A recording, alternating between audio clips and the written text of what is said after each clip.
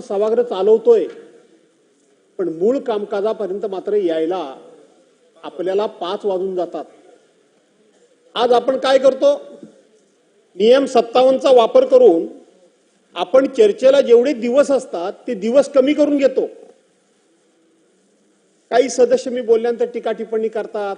मला त्याच्याबद्दल काही फार बोलायचं नाही, मी तो विषय आता सोडून टाकलाय. पण या सर्वांनी मिळून एकत्रितपणे कधीतरी विचार करण्याची वेळ आली.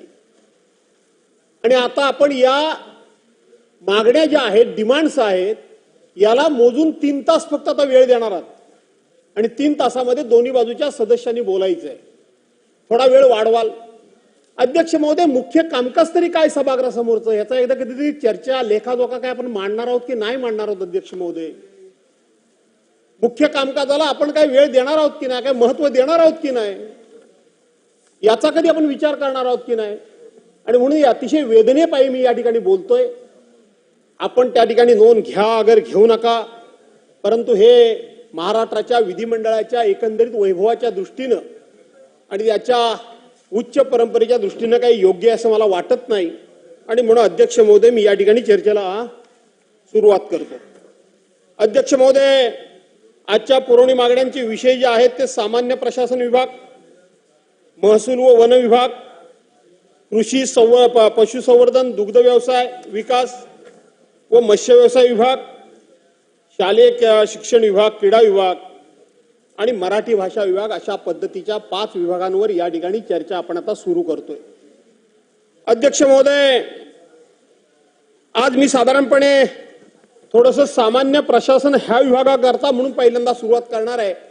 कारण सामान्य प्रशासन विभाग हा जो राज्याचा अर्थसंकल्प जो मांडलेला आहे, हा अर्थसंकल्पातल्या ज्या तरतुदी झालेल्या आहेत त्या तरतुदी जर खऱ्या अर्थानं खर्च करायचे असतील, त्या तरतुदी जर सर्वसामान्य माणसापर्यंत पोहोचवायचे असतील किंवा त्याचा लाभ किंवा त्या विकासाच्या माध्यमातून ग्रामीण भाग असेल, शहरी भाग असेल, या योजना जर पोहोचवायच्या असतील तर सामान्य प्रशासन विभाग हा अत्यंत महत्वाचा विभाग मानला जातो.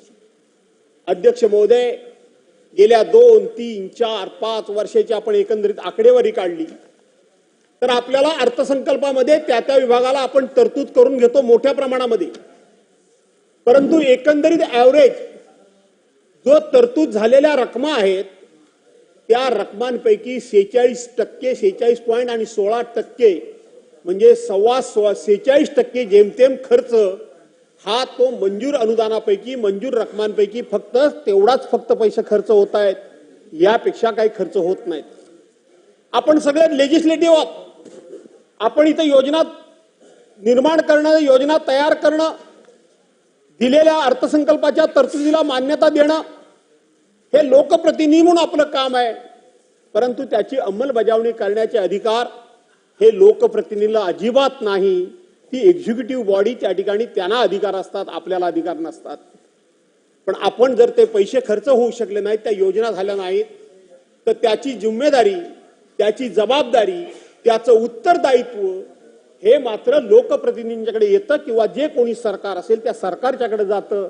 पण खऱ्या अर्थानं ते प्रत्यक्षपणे सरकारला त्या योजनांची अंमलबजावणी करण्याची प्रत्यक्षपणे अधिकार नाहीत, परंतु दोषाला मात्र पात्र सरकार होतं. अध्यक्ष महोदय, आज आपण जर बघितलं तर आपल्या राज्यामध्ये एकूण जर त्या ठिकाणी शासकीय कर्मचारी बघितले तर 4,84,996 शासकीय कर्मचाऱ्यांची पदं त्या ठिकाणी मंजूर आहेत. शासकीय अनुदान प्राप्त संस्था म्हणजे ज्याला सेमी गव्हर्नमेंट आपण म्हणतो त्याच्याकरता सुद्धा 7,58,747 पदं त्या ठिकाणी मंजूर आहेत. आणि सार्वजनिक क्षेत्रामधले म्हणजे जे सार्वजनिक उपक्रम आपण ज्याला म्हणतो त्याच्यामध्ये 2,05,08 पदं एकंदरीत मंजूर आहेत. या सगळ्यांना 1,41,000 आणि 647 कोटी रुपये यांच्या मंथली सॅलरीवर दाबा खर्च आपण या ठिकाणी करतो. आणि आज जसं जर बघितलं तर हा पॅटर्न जो आहे, स्टाफिंग पॅटर्न हा फार जुना आहे. या स्टाफिंग पॅटर्न प्रमाणे जर आपण बघितलं तर आज अ वर्गातली जी पदं आहेत ती अ वर्गातली 44,000 पदं आहेत, मंजूर आहेत. परंतु प्रत्यक्षपणे भरलेली पदं ही 28,000 आहेत. आणि रिक्त पदही 17,000 पदही रिक्त आहेत. बी वर्गातली पदं जी बी कॅटेगरीमध्ये म्हटलं, ब वर्गातली जर पदं बघितली तर 76,000 पदांची पदं मंजूर आहेत.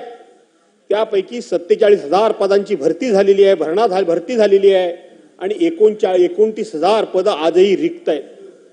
अध्यक्ष महोदय, क वर्गातली पदं ही 4,93,000 पदांची त्या ठिकाणी आपली पदं भरली पाहिजेत किंवा पद निर्मिती असते, परंतु प्रत्यक्षपणे 3,56,000 पदांची भरती झालेली आहे. 1,37,000 पदं आजही रिक्त आहेत. अध्यक्ष महोदय, ड वर्गातली जी पदं आहेत ती 1,18,000 पदं मंजूर आहेत. प्रत्यक्षपणे 59,000 पदांची भरती झालेली आहे आणि 59,000 पदं ही आजही रिक्त आहेत. याचा अर्थ अ, ब आणि ड वर्गातली सुद्धा 2,39,000 पदं आहेत. आज जर बघितलं तर 7,32,000 पदांपैकी 4,90,000 पदांची भरती झालेली आहे आणि 2,42,000 पदं आजही खाली आहेत. अध्यक्ष महोदय, आजही खाली आहेत.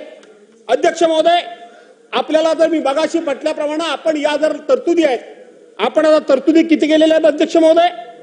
जो पहिला सामान्य विभाग, सामान्य प्रशासन विभाग याचा मी उल्लेख केला, त्याच्यामध्ये जर आपण बघितलं तर इथं कृषी करता 9,710 कोटी रुपयाची तरतूद आहे. सामाजिक न्याय नाहीये, परंतु इथं सामान्य प्रशासनाकरता 1,299.50 लाख कोटी रुपयाची त्या ठिकाणी तरतूद आहे. दुसरी गोष्ट, क्रीडा करता 537 कोटींची तरतूद आहे. महसूल विभागाकरता 474 कोटीची तरतूद आहे.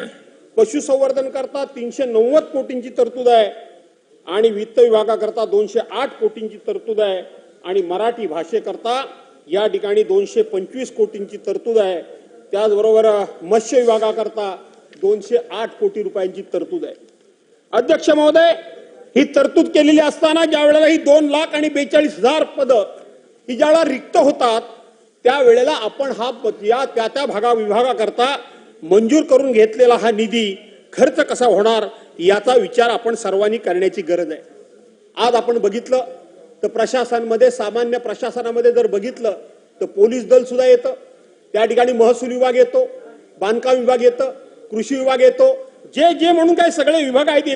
एकंदर आपण राज्यामध्ये जर बघितलं तर आपल्या राज्यामध्ये 58-59 जे वेगवेगळे विभाग आहेत त्या विभागांमधली ही सगळी पदं आहेत आणि म्हणून या पदांचा सुद्धा आपण सर्वांनी विचार करण्याची गरज आहे.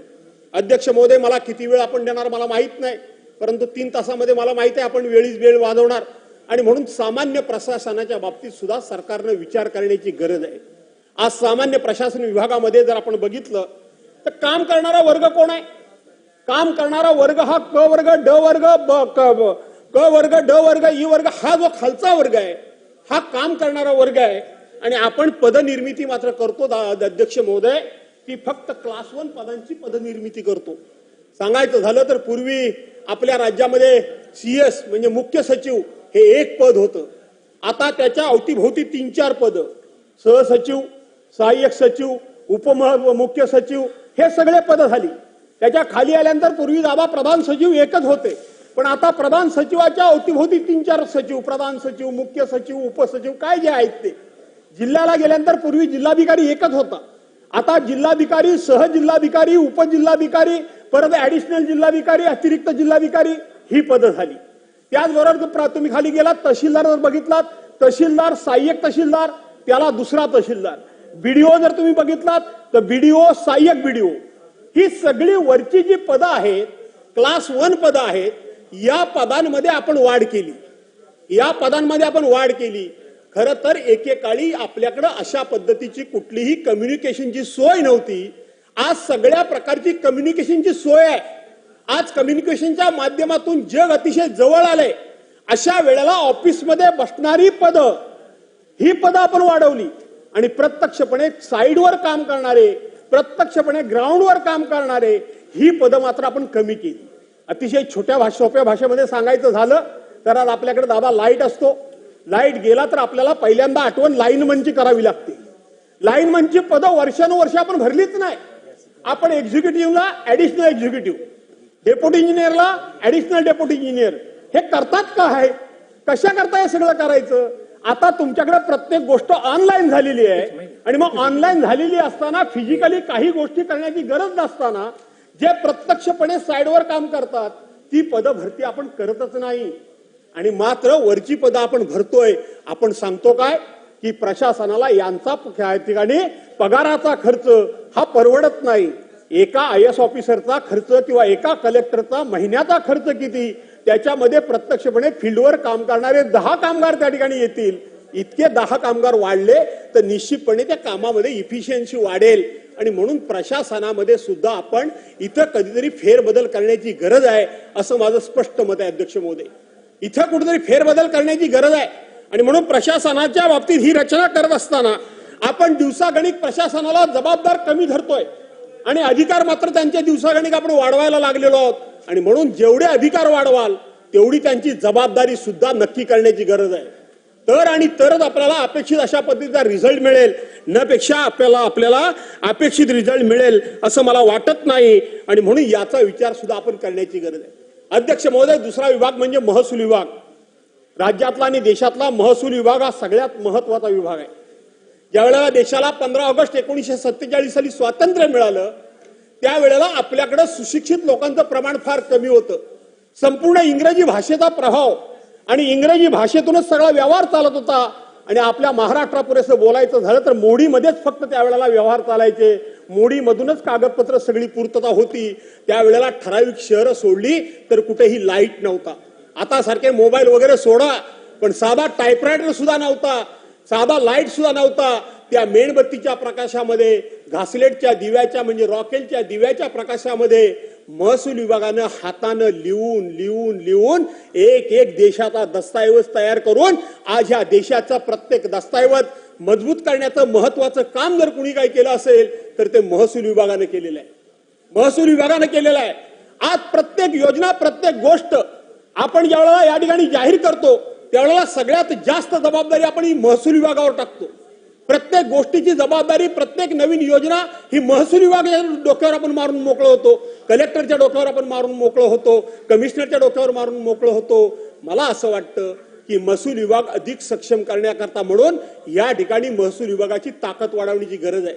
आज शाळेच्या परीक्षा संपल्या, परीक्षा संपल्यानंतर उद्या पुढच्या वर्गात जाण्याकरता मुलांना त्या ठिकाणी दाखले लागतील, मुलांना क्रिमिलियरचे सर्टिफिकेट लागतील, मुलांना उत्पन्नाचे दाखले लागतील, मुलांना जातीचे दाखले लागतील, मुलांना जन्मदाखले लागतील. ह्या सगळ्या गोष्टी जन्मदाखला समजा शाळेमध्ये असेल किंवा बीडीओकडे असेल पण तो महसूल विभागाकडेच आहे आणि म्हणून या सगळ्या गोष्टी महसूल लागतात. त्या ठिकाणी जातीचं सर्टिफिकेट द्यायचं असेल, व्हॅलिडिटी सर्टिफिकेट द्यायचं असेल तर ते महसूल विभागालाच त्या ठिकाणी द्यावं लागतं आणि महसूल विभागावर सकाळ संध्याकाळ अनेक प्रकारचे ताण असतात. 15 ऑगस्ट असू द्या, 26 जानेवारी असू द्या, 1 मे असू द्या, कुठल्याही खात्याचं उपोषण असू द्या, कुठल्याही खात्याचा मोर्चा असू द्या, 2च फक्त विभाग कायम वर्षाचे 12 महिने आणि महिन्याचे 30 दिवस हे पूर्णपणे जखडले गेलेले असतात, पूर्णपणे बांधलेले असतात, पूर्णपणे त्या ठिकाणी अडकलेले असतात. तो एक म्हणजे महसूल विभाग आणि दुसरा म्हणजे पोलीस विभाग. उद्या रस्ता एखादा खराब झाला, रस्त्याच्या विरोधात जर आंदोलन असेल, मोर्चा असेल, उपोषण असेल तर त्या खात्याचे लोक बिंदासमध्ये घरी जातात. पण जबाबदारी मात्र महसूल खात्याला आणि पोलीस खात्याला त्यांची पाठराखण करावी लागते, त्यांच्या पाठीशी उभं राहावं लागतं.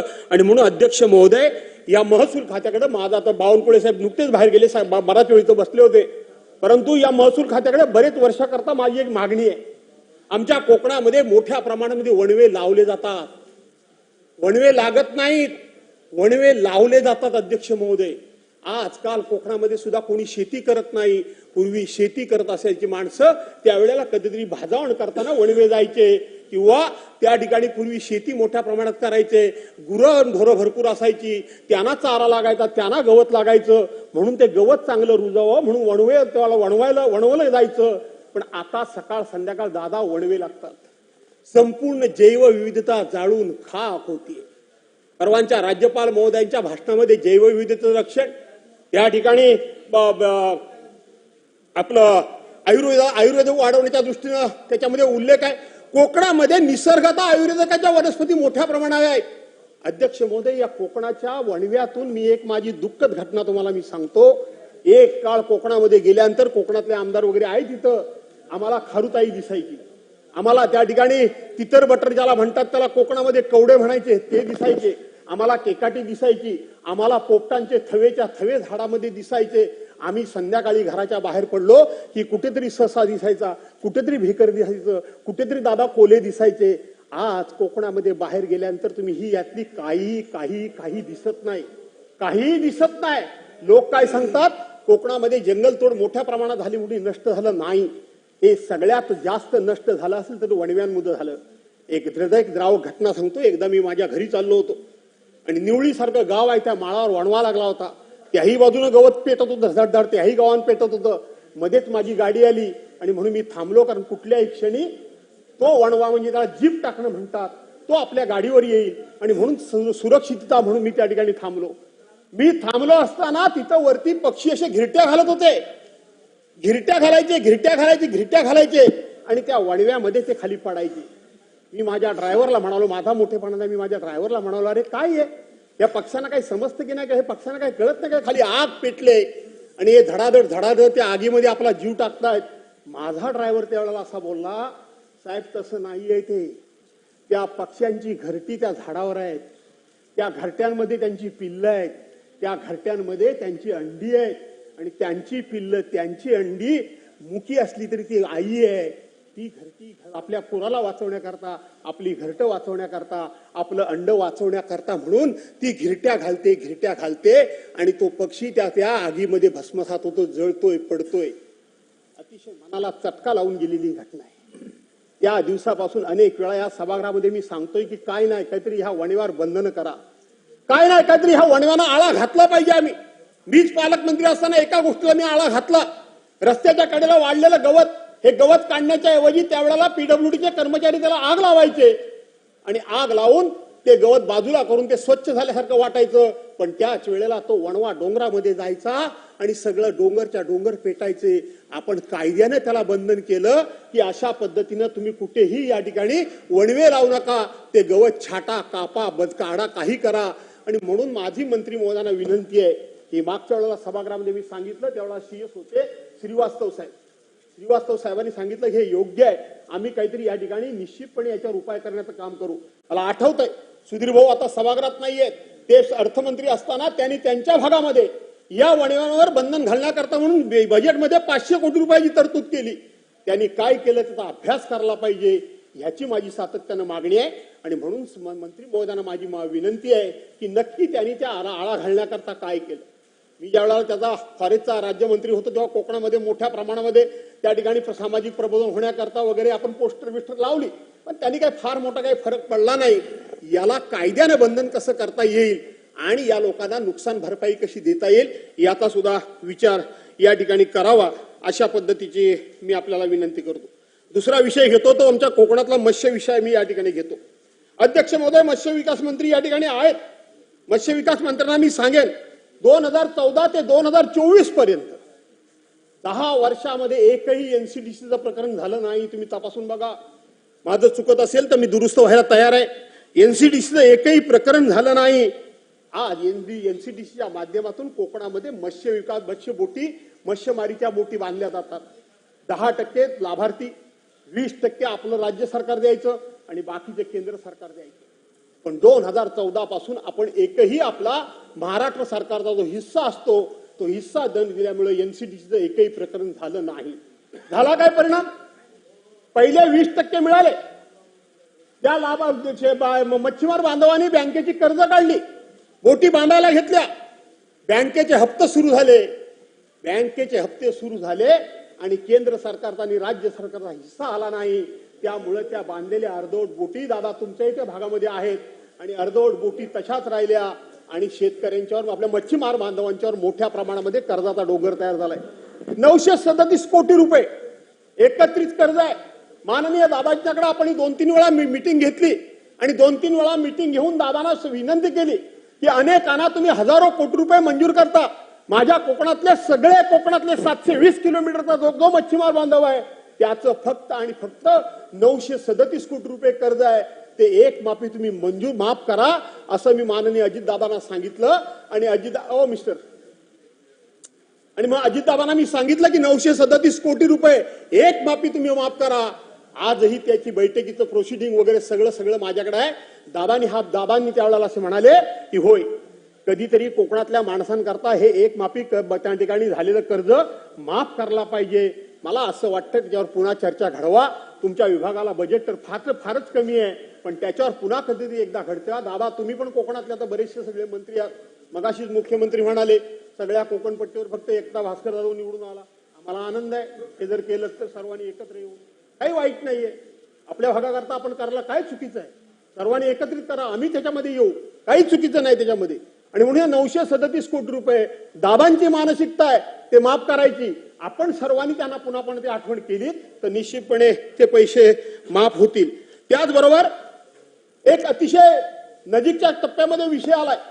आज आपल्या कोकणामध्ये जे म्हणून काय मच्छीमार बांधव आहे, ते मच्छीमार बांधव पिढ्या त्या ठिकाणी समुद्राच्या शेजारी राहतात, आपल्या खाडीच्या शेजारी राहतात, पण त्यांच्या घराखालच्या जमिनी ह्या त्यांच्या नावावर नाही. त्यांच्या नावावर नसल्यामुळं त्यांना बँका कुठल्याही प्रकारचं कर्ज देत नाही. जर कर्ज घ्यायचं असेल तर त्यांचे बायका मुलांच्या अंगावरचे दागिने त्यांना गहाण ठेवावे लागतात. परिणाम काय होतो? सरकारनं जी विना व्याज कर्ज त्यांच्या मुलाबाळांना शिक्षणाच्या, आमच्या सगळ्या मुलाबाळांच्या शिक्षणाला विना व्याज कर्ज मिळतं. या मच्छीमार बांधवांच्या मुलांना कर्ज मिळत नाही, कारण बँक स्थावर मालमत्ता मागते. मालमत्ता मागते.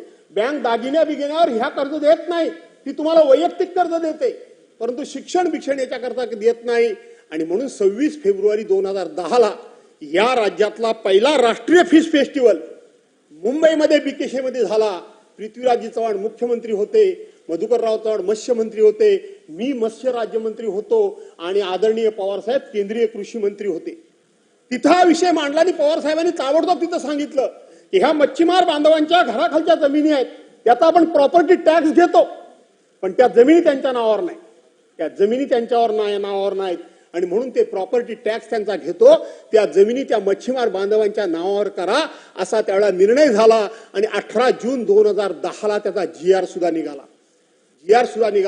आज ते जवळजवळ रत्नागिरीपर्यंत त्या जागा त्यांच्या नावावर होण्याची प्रक्रिया जोरात सुरू झालेली आहे. त्या जागा त्यांच्या नावावर होऊ द्या. आज समुद्राच्या किनारी एका बाजूला समुद्र, एका बाजूला डोंगर आणि मध्ये जी पट्टी आहे त्याच्यामध्ये ते लोक राहतात.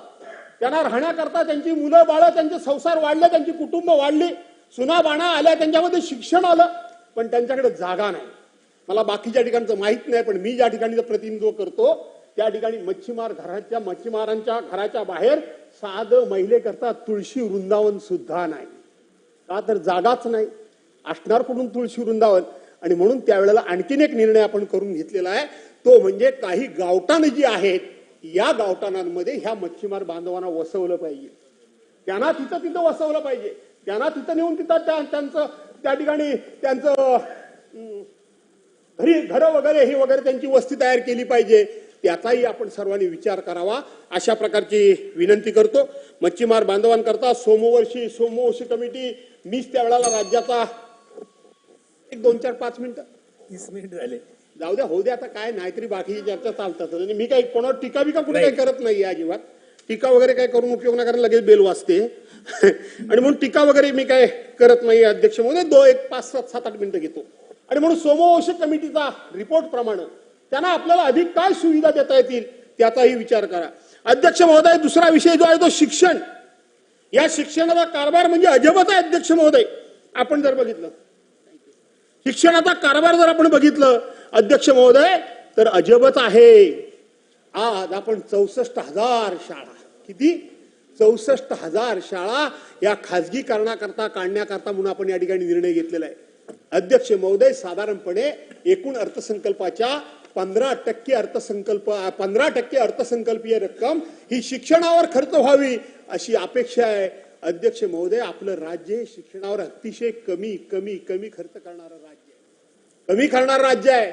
आपण त्या ठिकाणी दिव्यांगांकरता सुद्धा तरतूद केली म्हणून सांगितली. गेल्या 2-3 वर्षामध्ये आपण दिव्यांगांकरता तरतूद केली.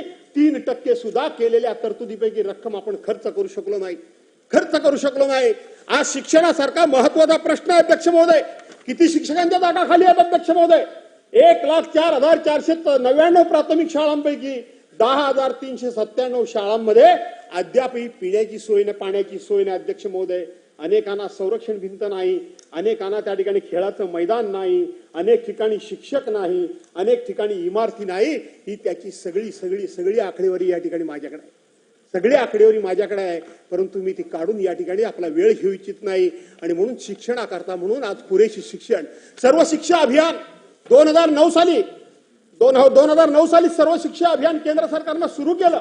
आणि सर्व शिक्षा अभियानातून ग्रामीण भागामध्ये शाळा उभ्या राहिल्या, ऑफिसेस उभी राहिली, शौचालय उभी राहिली, त्या ठिकाणी लॅबोरेटरी उभ्या राहिल्या आणि मुलांना खेळाच्या मैदानाकरता सुद्धा त्या ठिकाणी मदत झाली. अध्यक्ष महोदय, आज 44.78% फक्त पदं भरलेली आहेत, बाकीची पदं ही मोकळी आहेत.